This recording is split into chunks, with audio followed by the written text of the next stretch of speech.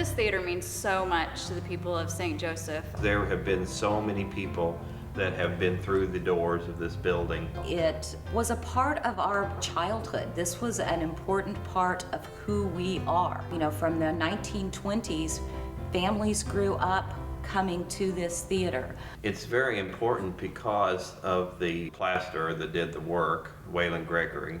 He was very young at the age he did this building of 19, so it was quite a feat for him, and he also felt that this was the star of his career. He did a lot of buildings throughout the Kansas City area and Kansas and pretty much all over the United States.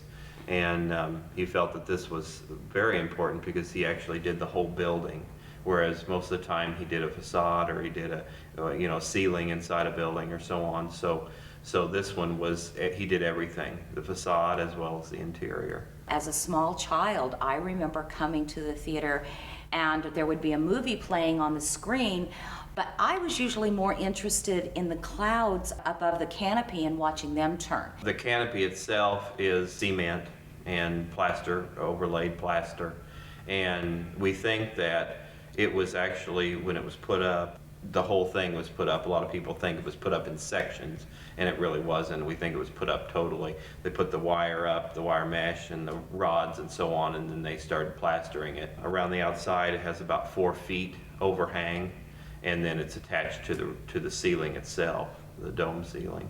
In 1927 it had moving clouds that projected on the ceiling through projection machines, and they would move during the shows. This was during a time when so many of our buildings in downtown St. Joseph were being torn down to make way for, you know, the new malls and parking. But there were a group of citizens that said this cannot happen to the Missouri Theater. It was very important to the community because it was the last theater in St. Joe, actually, and so they were all gone but this one. I mean, it's just important to people because they came here as young people.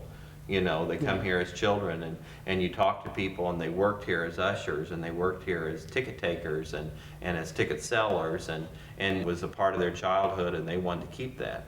This is the venue for our performing arts, and if we didn't have this theater, we wouldn't have that impressive of a location for our artists to perform. The theater is home to a lot of different arts organizations.